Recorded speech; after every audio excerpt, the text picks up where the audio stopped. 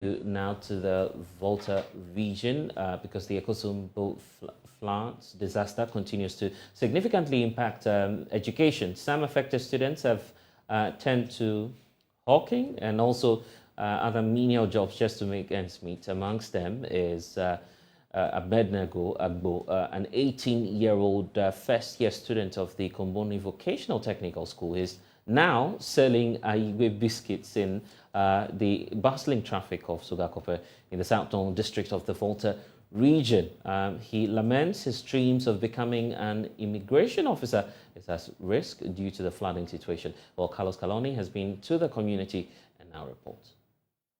This is Komboni Technical Vocational Institute, which has remained locked and inaccessible for weeks due to floods induced by the spillage of the Akosombo Dam.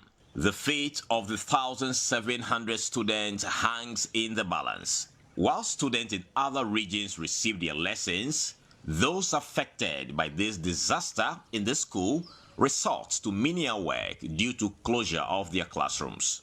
Abednego Agbo, an 18-year-old first-year student studying automobile engineering, now sells Aigbe biscuits in the midst of traffic jams in Sogakope. He tells Joy News how worried he is about the loss of lessons. I'm from Sogakope, yeah. I'm schooling at Komboni Technical Institution. And right now, as we all know, the Volta River has flooded, and our compound now is flooded. So we are no more going to school. So I'm here to manage this one after that. Then when the water comes down, then we go back to school.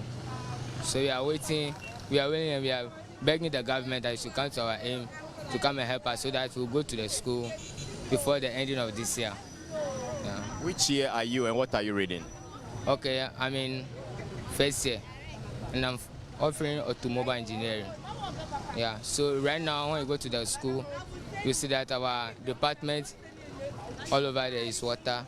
So we are begging the government, if not, our machines will get damaged. And when we resume school, we don't know which machine we use to do practical works again. We are not going to school, so now we don't know where to go and learn again. So as for some of us, we are the host home and we are learning on our own. So we are begging the government, because they said before the water comes, they said we are going to write exam. So but right now we are at home. It's left with 2 weeks to start the exam. Abednego says he fears his dream of becoming an immigration officer in future may be in jeopardy if the situation persists. Some of my colleagues too, some are riding motor and some are fishing in other communities. And me too, this is what I want to be doing so that at the time that the water will come down, then we'll go back to school. Yes, for me, my vision is to become an immigration officer in future. So because of this, that's why I'm going to the school. So I'm begging the government to come to our aim and help us so that I can achieve my aim in future.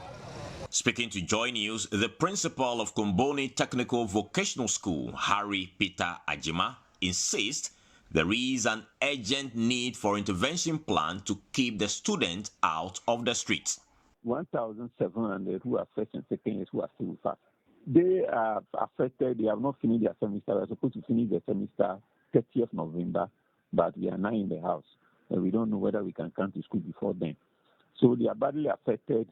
And as students as they are, once they are not in school, some of them take to this Okada riding, selling at the bridge side.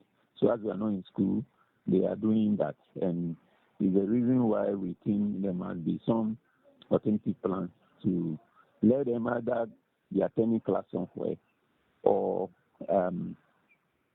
maybe when we school we can recover within 3-4 weeks. Then we have intervention plan to cover for it, cover for the lost periods. Even though floodwaters seem to be receding in some affected areas, it remains uncertain when normal academic activities can resume. Carlos Caloni, Joy News.